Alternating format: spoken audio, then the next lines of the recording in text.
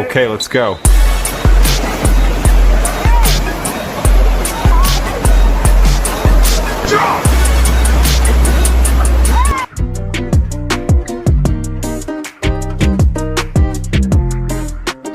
We're going through.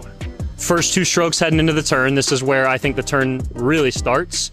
We are tucking the chin, rounding the back to get a little free rotation there.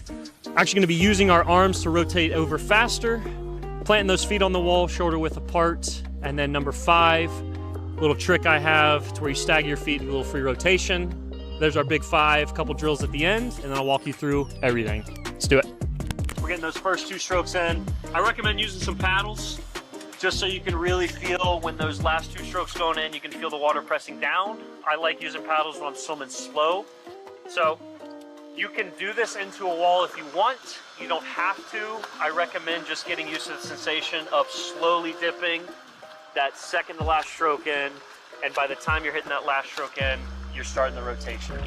Instead of sprinting into that wall, going into a full speed, and just crashing down into the water, you're just slightly dipping those last 2 strokes in so you get that free rotation. That's all it is. It's free rotation. It's smoother, it's quicker, it's cleaner, and it's free. So going into the turn, once we get those first 2 strokes, as you guys just saw, we're gonna get that free rotation from actually making our body as small as possible. Think tennis ball, not basketball, flipping around with that turn. So you're gonna lay flat. Doesn't have to be in streamline, but arms out front.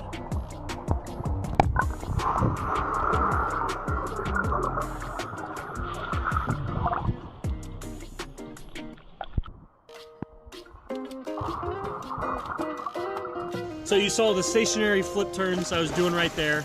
You can do those with a group of 40 people. I've run those in clinics before, just to get used to that sensation. Tucking the chin, rounding the back. Think tennis ball, not basketball. The second drill, we'll call it Steve drill. Shout out Steve Youngbluth.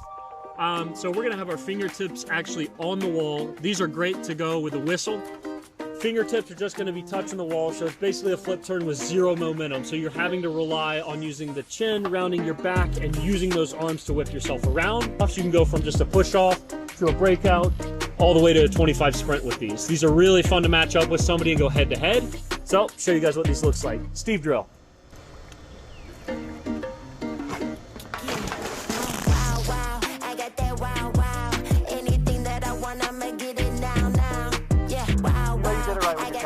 That's what we want. I be feeling like a knockout, baby, pow, pow. Yeah, wow, wow. I got that wow, wow. Anything that I want, I'ma get it now, now. Yeah, wow, wow. I got that wow, wow. I be feeling like a knockout, baby, pow, pow. I be winning, I be chilling. In my robe, I make it killing. Cutting deals like a boss, cause that's just how I'm living. So just finished step 2 with the 2 drills. Going into step 3. Not really a step, it's more just a tip here, something helpful for y'all. Last 2 strokes in, we're already diving down, tucking our chin, rounding our back. When you're right here, you're pretty much at the mercy of how well did you come into the wall to actually flip around. Little cheat code to get around that. We're using our arms to rotate our body and finally get those feet on the wall. So you get the free rotation, coming into the wall, swimming, 1, 2, tucking the chin, round to the back, and then you're kind of in this dead spot from here until your feet actually get to the wall. So when those arms are like this, you're actually using them and you're flipping that water, you're flipping the water behind you essentially. I was thinking of the 덤앤더머 when he spills the salt. Quick, toss some salt over your right shoulder. What the hell? Using this, and we're gonna use our arms to finish the rotation. So you don't think of arms when you're thinking of flip turns, but for that last initial rotation, it's all arms to get your feet onto the wall. Feet are finally on the wall here.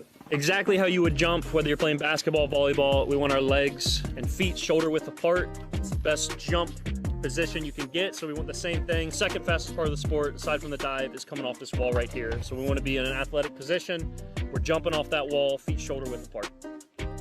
So I think something unique to my turns that I do, I'm not sure if anybody else does this, but after I plant, I'm actually pushing off. So I actually stagger my legs a little bit like this. So why I do that is I get a little bit of rotation out of my legs. It's like a rudder.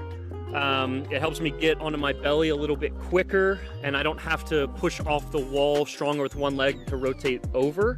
So push off normally with both, use the same strength with both legs, stagger the legs. It's not any less hydrodynamic, it's just one leg's in a little bit of a different position. So you're still streamlined, and we'll show you with super slow-mo. They're just stacked a little bit. I get some free rotation, rotate onto my side, and then I use those underwaters, the undies, to get back onto my belly and get ready for that breakout. So we'll show you with some super slow motion. I think it helps me get to my side a little bit quicker because my first couple kicks are actually on my side and I use my underwaters to finish the rotation, but just off that first initial push off the wall, just that split second, maybe it's 100th. I don't know how much it actually helps, but it rotates me a little bit quicker than it would be if I didn't stagger my feet.